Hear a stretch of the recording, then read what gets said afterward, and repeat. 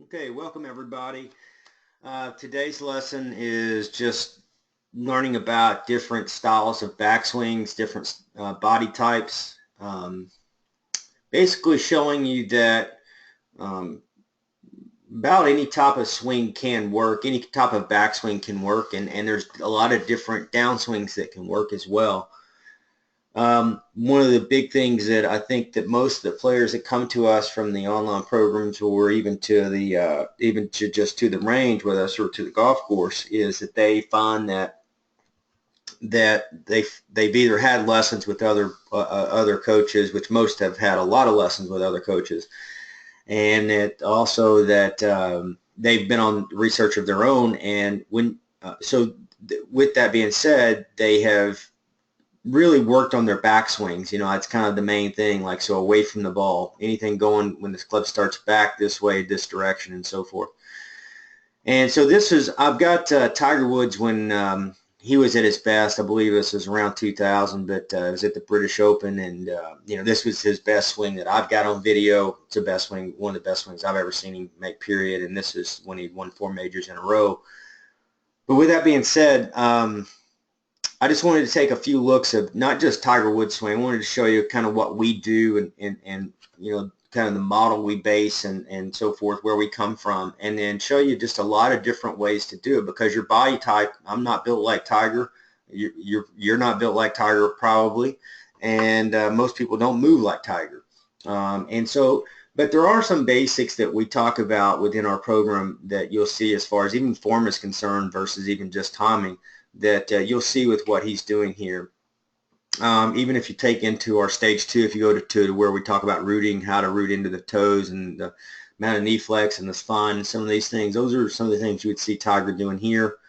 As I play Tiger going back, you would see that he is keeping the club on the table that we talk about. But if you look back here, let's take a look at that right side. And you'll see that right side opening.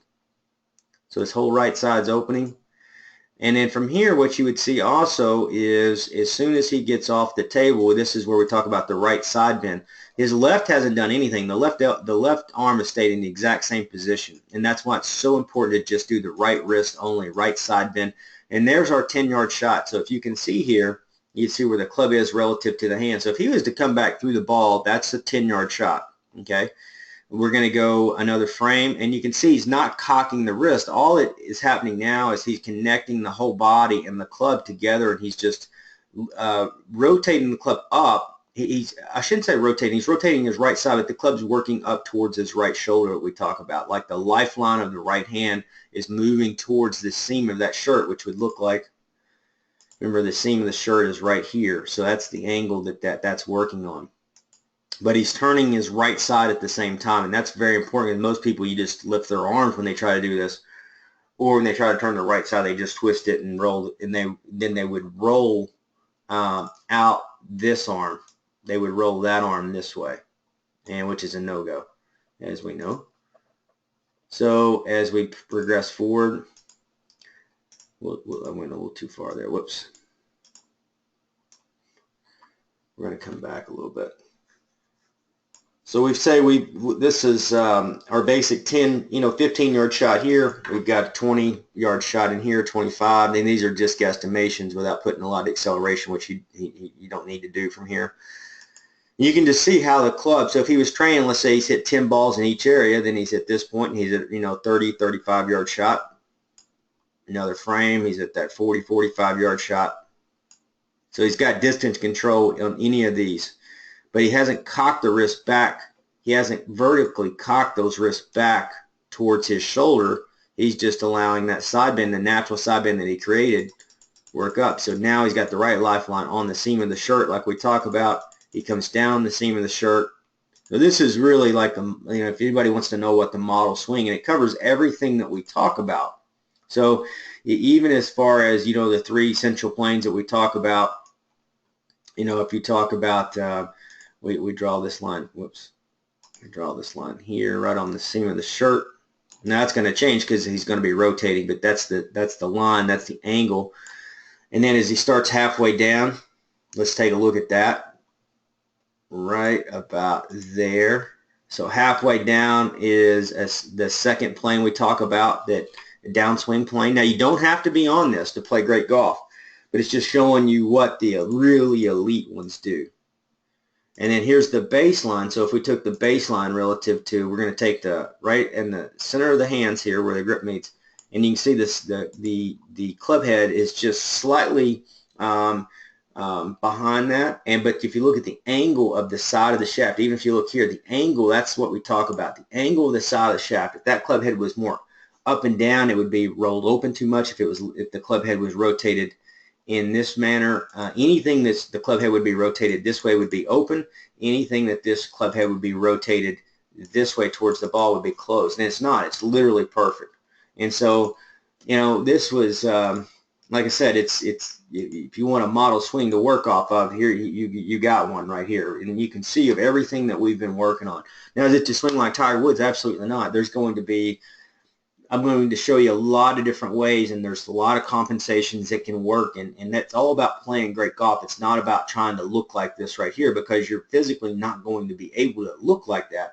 But there's things that you're learning of where I came up with this program. It wasn't just Tiger Woods. It was a lot of different players to where we did this, so the average golfer could go out and play with a lot less compensation, much better timing, and then, of course, throw the swing out of the equation, and they can just play. And that's what this is all about. You know, even though this is a long game portion we're talking, I tried to show you as we started, like if you can just imagine, here's the table we worked on, here's the 10-yard shot, here's the 15-yard shot, here's the 20-yard shot, and all those would be, you know, hitting 5 balls or 10 balls if you're training on your own, trying to mimic that for your style. Now I'm going to show you, because, you know, obviously we showed Tiger doing his thing as he's hit the ball and all that. I want to show you some more players.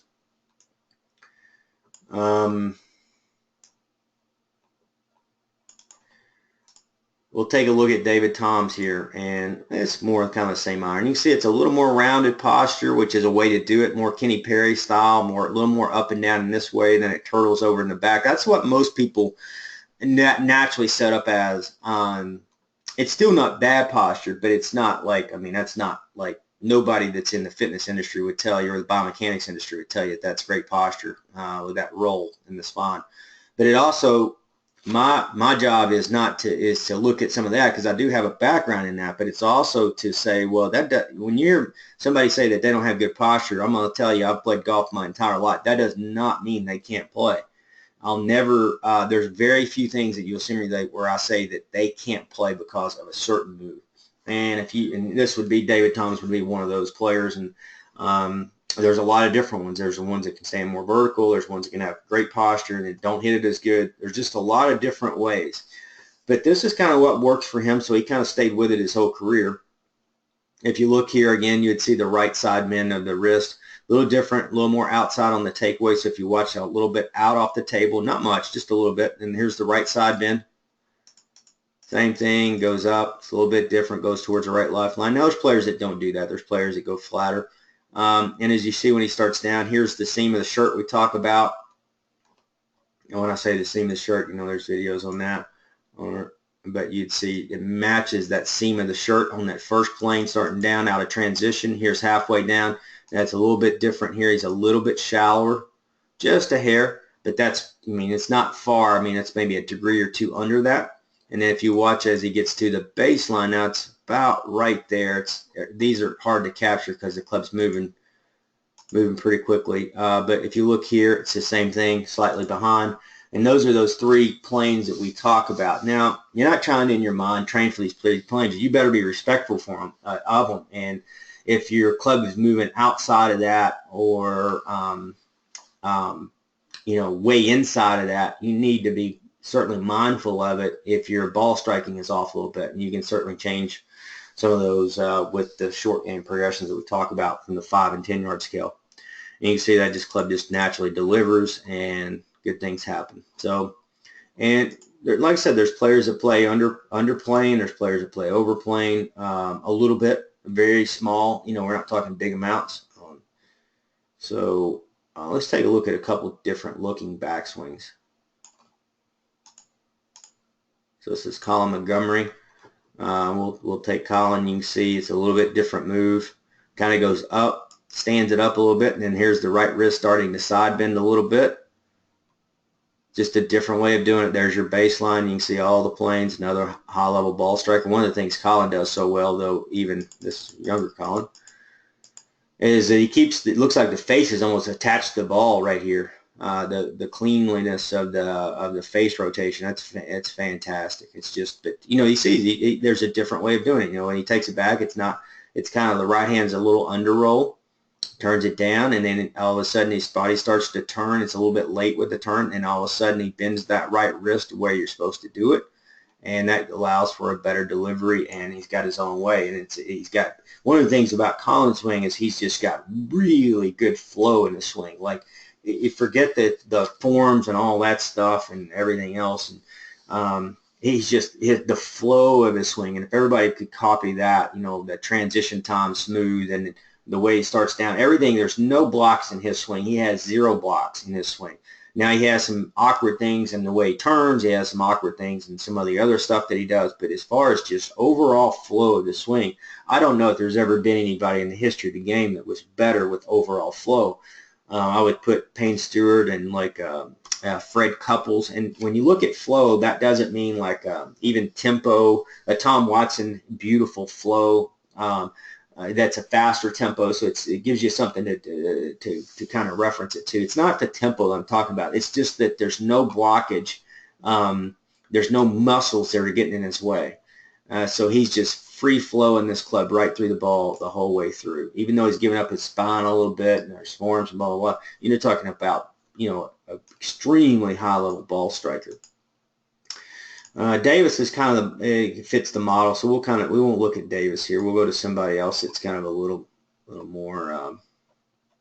See who we got here. Let's go to Furyk. So this is a young Furyk, which is good because you know, this was actually I'd like to see some of the new Furyk if we can find it on here, but this is the old Furyk. And if you look as he goes back, you know, here's that he gets the right bend right there. It's perfect with what we do. Now grips are going to change. How you grip the club will change what this club face looks like. His right wrist is bent on the exact same plane we talk about. So, but the difference is he has a different style of grip, extremely strong grip. So he keeps it on the table here and then has a little bend, so the face looks a little closed. It's really not. So when you watch as he goes up to the top of the swing, he just goes more lift without using his right hip as much here. He could still lift it. If he would open that up, he would hit it further. Then as he rotates back, you'll see kind of this reverse loop, and he drives his body. Now this is This was before he had been extremely injured with his lower spine. He had to have back surgery, and it really hurt him for a couple of years. He does not rotate as much now as he did. He's outrunning it here. But if you still look at the basic essentials, we talk about, here's the seam of the shirt. It's a little shallow of that. Here's the midway down. If you take a look at this, you know, so you'll see it's a little bit flatter than some of these others, so it's a little that's considered underplaying, and a lot of that is because he has good mobility. The right wrist is doing exactly what he's supposed to do. The hips have outran it, so that put the club a little under the plane. And then what happens is down at the baseline, let's see, it's going to be hard to capture that baseline. So that's not baseline. Here's the closest we can get to baseline is here. So if we draw that, there will be a frame that we can't capture, but you can see the club head slightly behind that, and then from there the club releases away. But he matches everything that we're talking about, you know, really, as far as that goes. It's just a different way of doing it. And this, again, is something that if players were trying to copy this for some reason, you don't realize that there's a lot of right now, when he was doing this, he had a potential for injury.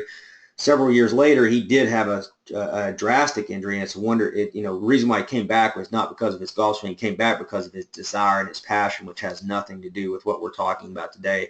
Desire and passion are part of the mental portion of the game and gamesmanship, and that's totally different. So then if you look at just, there you go, just a different move. There's a lot of ways to do it. And he's got great face control here, and we'll talk about that in other sessions. I'll talk about in probably every session that I do if you watch the Stage 1 videos. David Duval. You can see it. What David does here is he rotates that forearm, and this is what I was talking about. So if you study what we're doing, hopefully you do. Here's somebody that takes the forearm and then they rotate it this way. You can see what it does. It puts the shaft on this kind of this awkward plane, so it almost looks like he's playing baseball. It doesn't mean he can't play, but you're not going to be able to come down like that. So what happened is, as he comes down, this angle will get more in line like this, as you see as he comes down. So let's take a look at that and see if that happens. And there it comes. So it's a little late, but there it comes. But it's not going to come down on, see, right here, right before the middle portion of the second baseline. Then it starts to steepen. It starts to steepen because it has to tip back up onto the baseline. So right here, that's not the baseline. Right there's the baseline. So if we took all this off, here's your baseline, and then there you go. You've got the club head slightly behind the hands. Now there's still a frame. This is shooting at about 30 frames. So if you had another frame, this club head would be about right here, if you can picture that on the perfect baseline frame. But it's behind. You can see it's delivering from behind. And there you go. There's another high-level player that's doing it right. Now it's different. You know, he bends the right wrist, but he's rolling the left arm. So he's rolling this arm this way. But he has if you look at the right wrist, you can see it. But he's taking this forearm and he's rotating it, so it will look a lot different. And it's a way to do it. It's certainly compensated, and it's what most players, if they do that, they'll typically struggle. If I can find Tiger here, you'd see much less. The right wrist bends the same. Right here, you can see it bends, but the left arm hasn't rotated over. So it's just a different way of doing it. And it's what this is all about today, is to show you when you're building your 5 and 10 yard scale, you don't have to be perfect. You know, there's a lot of ways to do it. Here's another good one. This is Paul Azinger, you know, one of the, I mean, if you just go as far as form goes, it's probably the ugliest swing that ever played on the tour. One of them for sure. I mean, setups over here. He's got hunched up posture. It just, one of the worst grips you'd ever see. The stance isn't, you know, even close to being square. It's awkward. But, you know, he's one of the premier ball strikers. Great, phenomenal player. Keeps it on the table. Here's the right wrist bend. So it's a different looking swing, but he's matching up everything that we're talking about. And that's what I'm talking about. So when you're doing this stuff, you're going to have your own style of swing. So if he was just doing a 10-yard shot, it would look like that, 15, 20, 25. But things happen in his swing as they get a little bit longer because of mobility, it's style, competition around. There's just things that you can't talk about why the things end up as they end up. But it's a different way of doing it. He found a way to set up, even by his setup, everything that he's doing is designed to, he figured out a way for him that worked to make the ball go right down this fairway and the next shot right on the green and so forth. That's the main part of this program, is to help players understand that it's not going to look one way. You're not going to look like this person. You're going to look like yourself. But here's how you start to learn it. And then we're going to work on, you'll see several videos coming up in the future showing different variations and how to try different things to kind of find out where you hit it best. Because you may not hit it best setting up like what we talk about the most optimal as far as in the setup or some of the other things. I think the baseline with timing is timing, and that trumps everything. But there's different ways to find your timing. It's not just through the bunker. It's not. It's part of it's finding it in competition. Part of it's finding it through the mental game. Even in kettlebells, increased timing. There's a lot of different things that will increase your timing, and timing is what trumps everything. Every swing that we've shown on here today had a different backswing, had a different form, had a different body, had a different career. Everything was different. But they all had their timing. You know, these are the elite of the elite, and they found things that worked for them that couldn't be taught. And that's what hopefully this program will help you do, is by showing you different options and avenues. that we have certain standards that you should be looking for, and you're trying to keep things within. But then at the end of the day, you got to be able to find what works for you, and then study that and make that strong. Paul Azinger didn't look at this video back in the day, and trust me, he'd seen his golf swing on TV before and go, oh, I got to change this posture. I've got to change my hips, from my right hip from being high, my feet from being open, my club's closed at address, my grip's way too strong. He didn't do all that. He just kind of let it go because he knew he had the most important thing you have to have in golf from a ball striking standpoint, and that's called timing. He had a ball flight. He could go step up on any tee in the world and hit it down a 20 to 40 yard wide fairway at 280 yards with old equipment that would just make it fine. And it didn't look right. It didn't look normal, but it was normal for him. And I heard Jim Furyk say that one time, that, what he feels like his swing looks like is what Tiger essentially looks like, or some of the model swings that people have seen, the Adam Scotts. He goes, I feel when I swing back and swing through, I feel that. I feel like what they would probably look like to your mind's eye. It doesn't look like that, but that's what I feel like. And that's the most important thing. And when somebody says that, that's what they call the overall flow of the swing. Their flow of the swing, there's no restrictions, there's no hesitations, there's no chi blocks, there's no energy blocks, there's no stiffening up or snapping movements. They're all gradual flowing movements like water, like smooth running water, and they're from joint to joint to joint in through the ball and through. And when they look up and they see what they want. When you have snapping movements with it, be the right hand or the right hip or the hips or the shoulders, the arms, any movement that's a snapping movement, and typically you won't look up and the ball will be, where you want it to be. So flow of the swing is a really big thing that aids the timing. That's considered the sequence, not like kinematic sequencing or kinetic linking or any of that. I'm just talking about the flow, the feeling of the flow in your swing.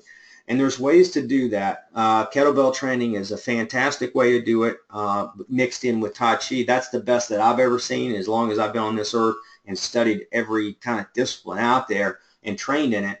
I've never seen anything that supersedes training kettlebells lightweight, no more than 20 pounds if you're a man or a lady.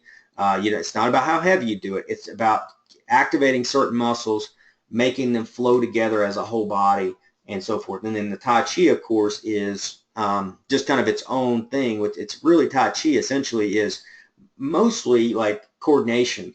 So if you took the art of Tai Chi and you said, how would you classify that as strength? Would it be mobility? Would it be? It has all those factors, but in general, it would be about coordinating, learning how to open up and find internally through your body, through your brain, into your body, how to move and make things work internally where they flow. So flow is coordination. If you said, okay, what about yoga? What does yoga do? Yoga is a lot of strength. So if you ever go to a true yoga class, an Eastern yoga class, you're going to realize when you're in there, it's not just flexibility. You're going to be in poses and positions that are really stressing you out as far as muscular strain and core and all those things. So it's also got mobility.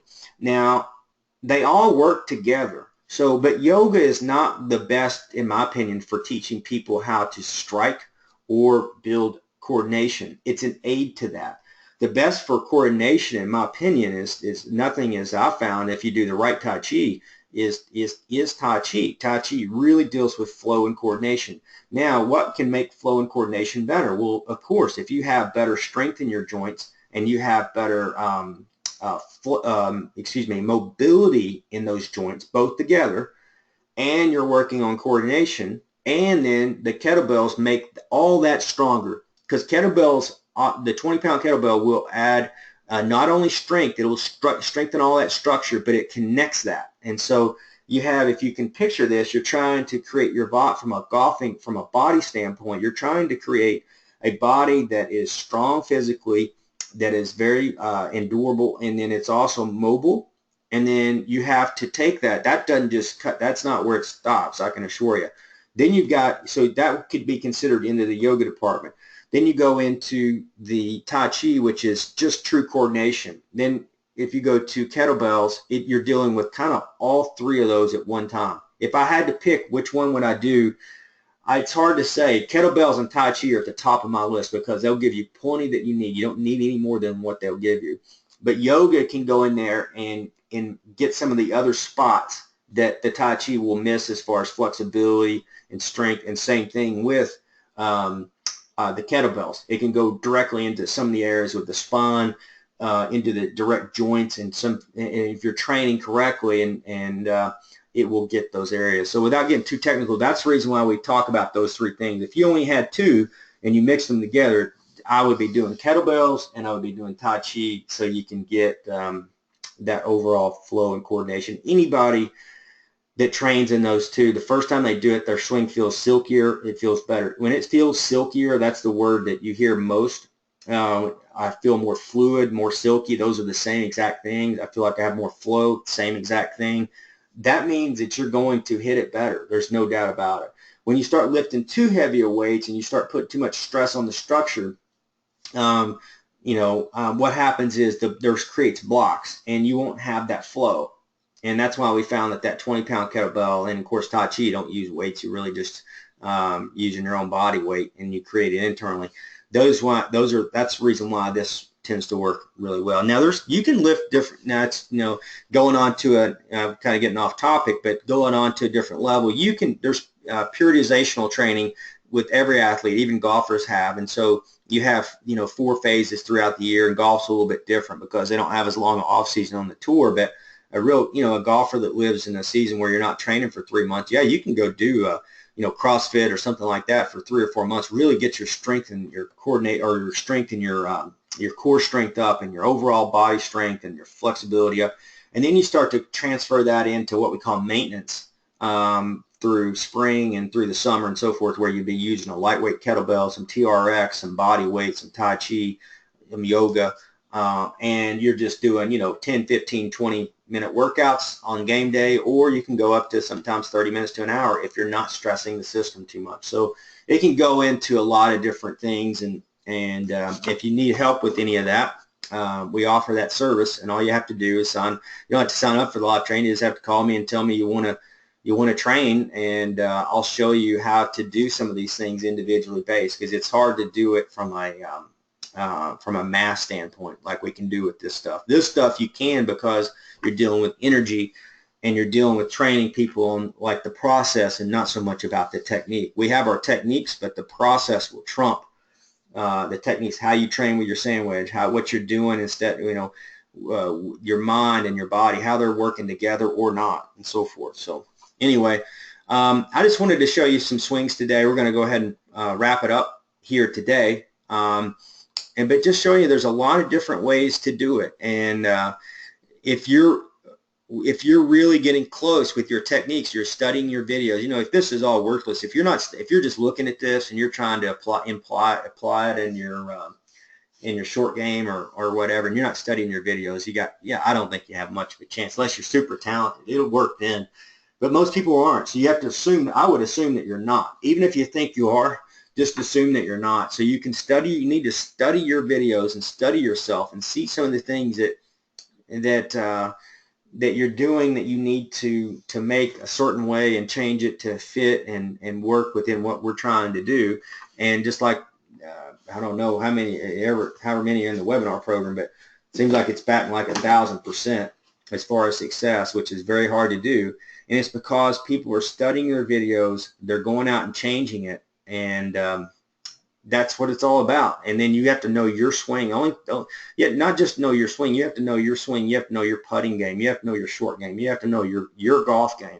Because if you don't know it, there's nobody that can teach you your golf game. I mean, you can have people that throw in techniques and this and this and this and this, but if you're not out there studying yourself, but also just to say, forget the training. You're not out there playing in games and competing and all those things that you have to do to play great golf. I can tell you got not very good odds of you getting very good, because it's not just about studying your swing. You have to study your swing because you're in the first part of the training phase.